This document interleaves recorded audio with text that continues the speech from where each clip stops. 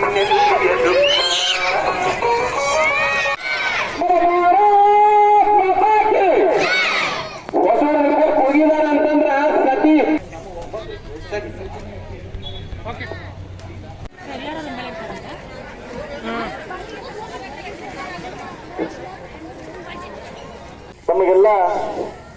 ಗುರುತಿರುವ ಹಾಗೆ ಬರುವಂತ 7 ಮೇ ಲೋಕಸಭೆ ಚುನಾವಣೆ ನಡೆಯಲಿದೆ. ಅದರ ಪ್ರಚಾರದ ನಿಮಿತ್ತವಾಗಿ ತಾವೆಲ್ಲ ಇವತ್ತು ಸೇರಿದ್ದೀರಿ. ನಾ ಇವತ್ತು ಹೊಸೂರಿಗೆ ಬರಬೇಕಾದ್ರೆ ನಾನು ತಾಯಿಯವ್ರ ಜೊತೆ ಚರ್ಚೆ ಮಾಡುತ್ತಿದ್ದೆ. ಯಾವ ರೀತಿ ಹೊಸೂರಿಗೆ ಬರಬೇಕಾದಂತ ಒಂದು ಮುಖ್ಯ ರಸ್ತೆ ಇದೆ, ಯಾವ ರೀತಿ ಅಭಿವೃದ್ಧಿ ನಮ್ಮ ಬೈಲಹೊಂಗಲ ಇವತ್ತು ಆಗ್ತಾ ಇದೆ. ನಿಜವಾಗ್ಲೂ ಕೂಡ ನಾವು ನಮ್ಮ ಕ್ಷೇತ್ರ ಆದಂತ ಬೆಳಗಾವಿ ಗ್ರಾಮೀಣದಲ್ಲಿ ಯಾವ ರೀತಿ ಅಭಿವೃದ್ಧಿ ಮಾಡ್ಬೇಕಪ್ಪ ಅಂದ್ರೆ ನಾವು ಮಾಂತೇಶನ ಕೌದಲ್ಗಿ ಅವರು ಉದಾಹರಣೆ ಕೊಡ್ತೀವಿ ಜನರಿಗೆ. ಯಾಕಂದ್ರೆ ಸರಿಸುಮಾರು ಬಹಳಷ್ಟು ವರ್ಷಗಳಿಂದ ಈ ಕ್ಷೇತ್ರವನ್ನ ಎಲ್ಲೆಲ್ಲಿ ಯಾವ ಮಟ್ಟಕ್ಕೆ ಅಭಿವೃದ್ಧಿ ಮಾಡಬೇಕು, ಯಾವ ಮಟ್ಟಕ್ಕೆ ಪ್ರತಿಯೊಂದು ವರ್ಗದ ಜನರ ಸಂಪರ್ಕದಲ್ಲಿದ್ದು ಎಷ್ಟು ಕೆಲಸ ಮಾಡಕತ್ತಾರ.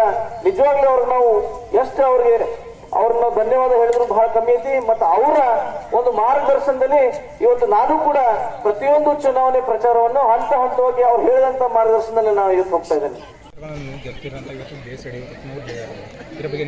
BS ಯಡಿಯೂರಪ್ಪಾಜಿಯವರು ಹಿರಿಯರು, ನಮ್ಮ ಸಮಾಜದ ಬಹಳ ದೊಡ್ಡ ನಾಯಕರು, ಅವರಿಗೆ ಬಹಳ ಗೌರವವನ್ನು ತೋರಿಸಿದೆ.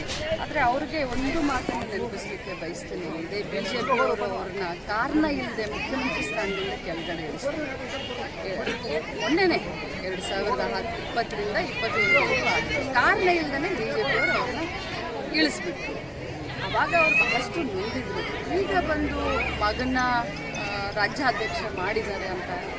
ಯಾಕಂತಂದರೆ ಹೈಕಮಾಂಡ್ಗೂ ಗೊತ್ತಾಯಿತು ಈ ಸಮಾಜ ದೊಡ್ಡ ಸಮಾಜವನ್ನೇ ಎದುರು ಹಾಕಿಕೊಂಡ್ರೆ ಏನೂ ಆಗೋದಿಲ್ಲ. ಸೊ ಅದಕ್ಕೆ ಬಹುಶಃ ಅವ್ರು ಈ ರೀತಿ ಹೇಳಿರ್ಬೋದು. ಆದರೆ 28ಕ್ಕೆ 28 ಅವ್ರು ಗೆಲ್ತಾರೆ ಅನ್ನೋದೇನಿದೆಯಲ್ಲ, ಮತದಾರ ತೀರ್ಮಾನ ಮಾಡ್ತಾರೆ. ಹಿರಿಯರಿದ್ದಾರೆ, ಅವ್ರಿಗೆ ಗೌರವವನ್ನು ಕೊಡ್ತಾರೆ. ಮೇಡಮ್, ಬಡವರು ಗ್ಯಾರಂಟಿ ಯೋಜನೆಗಳಿಂದ ನೆಮ್ಮದಿಯುತವಾದಂಥ ಜೀವನವನ್ನು ನಡೆಸ್ತಿದ್ದಾರೆ. ಈ ಎಲೆಕ್ಷನ್ ಆದ ನಂತರ ಅದನ್ನು ನಿಲ್ಲಿಸ್ತಾರೆ ಅನ್ನುವಂಥ ಒಂದು ಊಹಾಪೋಹಗಳು ಹರಿದಾಡುತ್ತಿದ್ದಾವೆ. ಅದ್ರ ಬಗ್ಗೆ ಏನು ಹೇಳ್ತಾರೆ? ನೋಡಿ, ಯಾವುದೇ ಕಾರಣಕ್ಕೂ ಕೂಡ ಗ್ಯಾರಂಟಿಯನ್ನು ನಾವು ನಿಲ್ಲಿಸೋದಿಲ್ಲ. ಇಲೆಕ್ಷನ್ಗೋಸ್ಕರ ಈ ಗ್ಯಾರಂಟಿಗಳನ್ನು ತಂದಿದ್ದಾರೆ. ಬಡವರ ಜೀವನದಲ್ಲಿ ಒಂದು ಸಬಲೀಕರಣ ಮಾಡಲಿಕ್ಕೆ, ಮಹಿಳೆಯರ ಆರ್ಥಿಕ ಜೀವನ ಮಟ್ಟ ಸುಧಾರಿಸಲಿಕ್ಕೆ ಈ ಗ್ಯಾರಂಟಿಗಳನ್ನು ತಂದಿದ್ದೀವಿ. ಯಾವುದೇ ಕಾರಣಕ್ಕೂ ಇವ್ರು ನಾವು ನಿಲ್ಲಿಸೋದಿಲ್ಲ. ಅವರು ಈಗಾಗಲೇ ಕಾಂಗ್ರೆಸ್ ಬಂದಿದ್ದಾರೆ, ಹೇಗೆ ಅನಿಸ್ತಾ ಇದೆ? ಏನು ಅನಿಸೋದು, ಇದು ಇಲೆಕ್ಷನ್ ಸಂದರ್ಭದಲ್ಲಿ ಪಾಪ ಅವ್ರಿಗೆ ಅನ್ಯಾಯ ಆಗಿದೆ ಅಂತ ಬಂದಿದ್ದಾರೆ. ನಮ್ಮ ಪಕ್ಷ ಅವ್ರಿಗೆ ಸೂಕ್ತವಾದಂಥ ಸ್ಥಾನಮಾನ ಕೊಡುತ್ತೆ.